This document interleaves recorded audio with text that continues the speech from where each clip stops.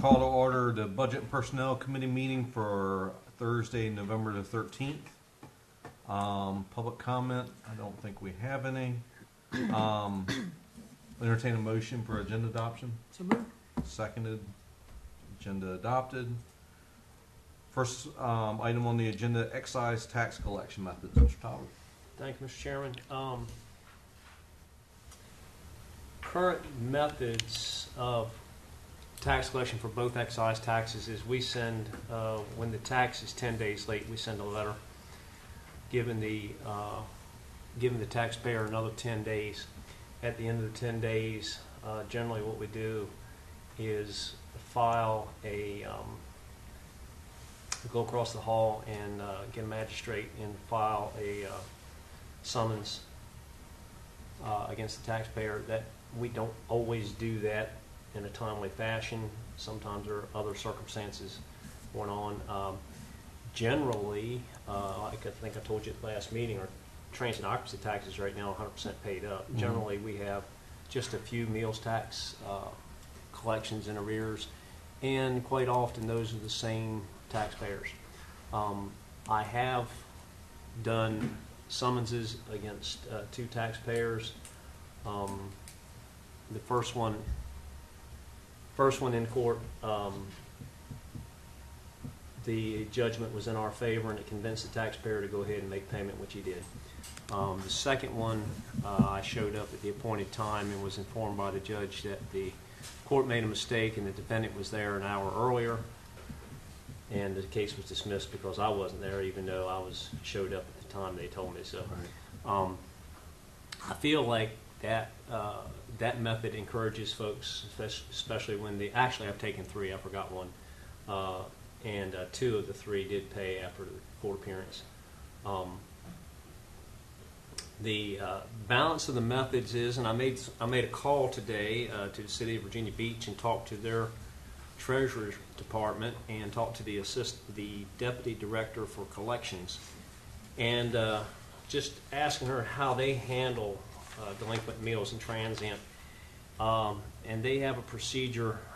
First I asked her how big a problem it was, and she said since COVID it's become more of a problem.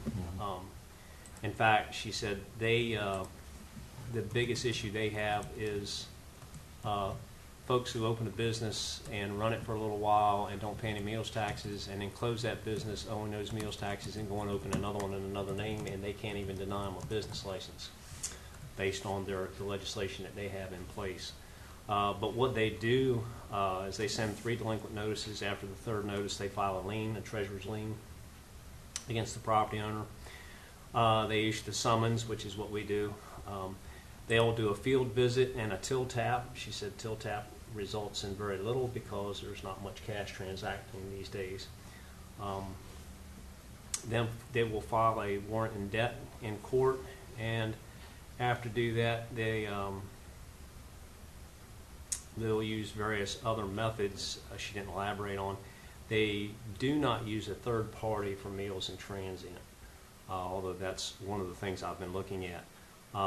They do allow a payment plan, but they require it to be paid off in 6 months, and they only allow a payment plan for those taxpayers who have a substantial amount to pay back. Mm-hmm. That's their guidelines. We didn't talk about specific numbers. In any event, I did look at least one third-party collection agency. This particular company is a law firm. They only have local governments for clients, and they only do tax collection. They do all kinds of tax collection, including meals tax. And I did talk to the guy that's in charge, or he's one of the guys that does strictly meals tax collecting. I was not able to get a rate from them today, but they specialize in this, and from going through the menu on their phones and everything, they have a well-run organization. They're very organized at this, so I'm still very interested to see what it would cost to use that method, and if it's not too costly, then that may be the most expedient way for us to do this. But I'm going to find out a little bit more about how long it takes and what their methods are, and if it's worth the investment. But in any event, those actions are available to us. Like I said, we do many of the things that Virginia Beach does already. The ordinance, if you read through the ordinance and you read the penalties and collections part, the ordinance assumes that eventually you're going to be paid. Mm-hmm. It does say that after 10 days you're to notify the taxpayer and you're to give them another 10 days to pay up, which is what we do, is what our letter says. And it also says that if they don't pay after those 10 days, their business license is automatically suspended. And then it says that it's automatically reinstated when the taxpayer makes payment. And we've been through the business license thing before. The state law doesn't have a lot of teeth in it as far as working without a business license. In any event, I would ask the committee to let me look a little farther into a third-party collection agency and see if that's something that would fit what we have. As I said, we don't usually have a lot of taxpayers who are delinquent. Right now, again, our transit occupancy is paid up, and we have a small handful of meals tax folks that are delinquent right now. So it's not usually a huge problem, and it tends to be the same folks month to month.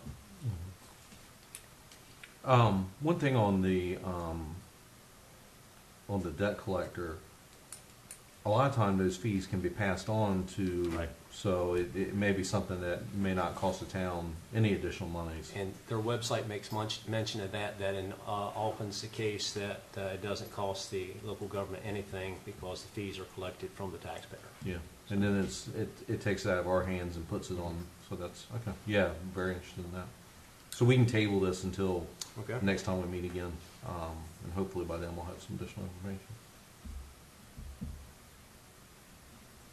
Thanks, Mike. Yes, sir.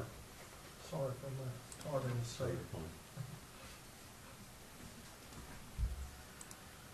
Okay, next thing on the agenda is the FY '25 and '26 budget amendments.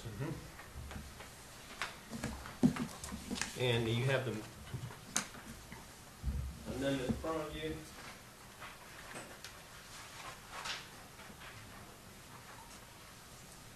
This covers some for 25 and some for 26. Our finance director is looking into all sorts of things, and right now she doesn't like the way I put the budget together, which I carried over from my predecessor. But in any event, if you look at the top of the chart for FY '25, you see $1 million there. Mm-hmm. That is because we covered some things in and out in the budget that went in and then came out twice.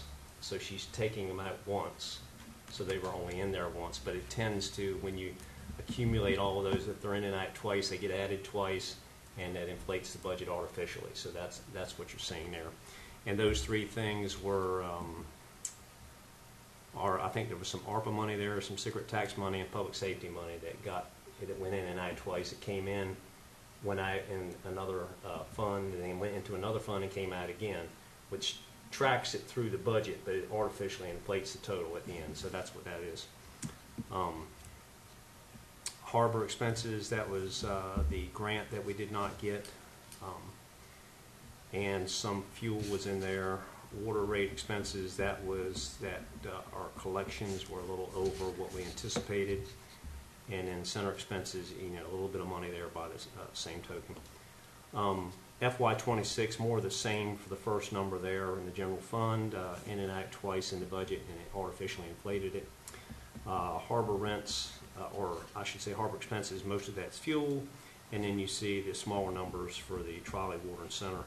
And we are trying to do 2 amendments this year and split it up so that we don't do one big one at the end of the year when everything's in one can of soup, so to speak. So you can expect for 2026 another amendment that we'll have out in the spring.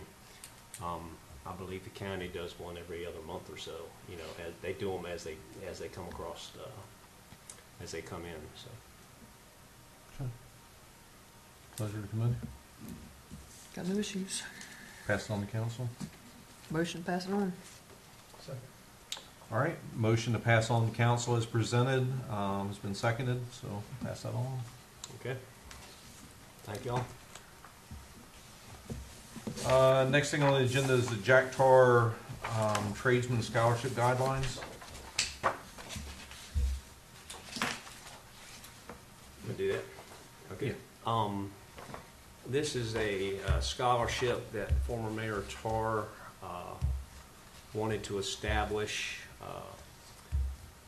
and what it does is it provides funding for eligible students who want to go to a school to learn primarily building trades, and the different fields of study are listed there: electrics, automotive, marine mechanics, welding, building HVAC and electric, plumbing and pipe fitting, and construction trades, steel fabrication, masonry, carpentry, and sheet metal. If you knew Jack, you knew he was very passionate about this, and he did not see enough students entering the building trade field in order to maintain the services that we have, and he was very big on establishing this. So we've been asked by the family to put together a program. What you see here is just our first stab at putting together the program. If you want me to keep reviewing it, I'll be glad to do that. One of the things I will mention is that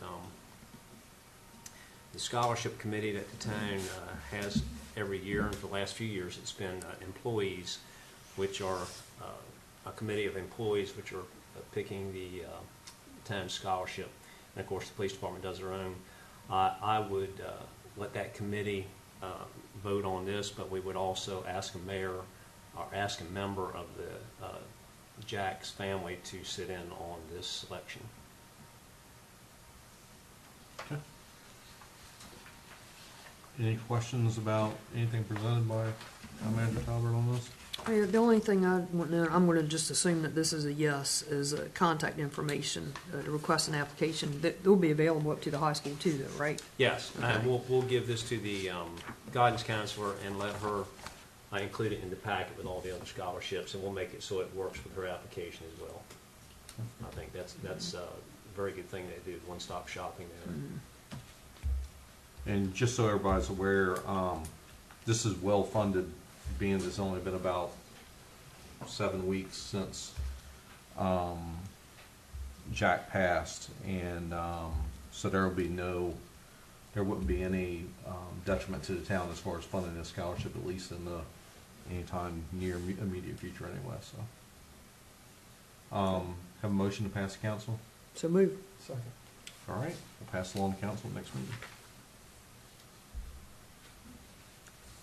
And that is everything that's on the normal agenda. I know we had some folks that walked in after the meeting started. Our time was a little bit off tonight as far as our start time. Was there any public comment from anybody? I'll open it up one more time. If not, You all are here for the ordinance committee meeting, right? Right. And that started at 6:30. Okay. I'm sorry. Yep, it is at 6:30, but it'll be right across the hall. 20th. 20th. Here you are. all right. So with that being the last agenda item, any committee comments? I got something. Mike, Yes, I ma'am. want to know, I'd like to poll committee here and hopefully pass it on to council about maybe upping our employees' Christmas bonus by a few bucks this year, by 50. Would you say, Mike, we're currently giving 200? Currently giving 200 to full-time employees, 100 to part-time employees. I mean, I certainly have no problems with it. Were you thinking, like, if we did something like 250 for full timers, 125 for part timers? Mm-hmm. No, I'm fine with it. Mike, do we need to pass that on to council, or? Yeah, I mean, we're not giving $50 away anymore, so yeah, that'd probably be a good thing to Okay. pass that to council. All right, we can add it to our agenda for next Okay. meeting. That's all I had. All right. So we'll go into closed session. In accordance with section 2.2-3711A of the Code of Virginia, I move that the committee convene a closed session for the discussion of specific personnel matters. So move. Second. We're in closed session.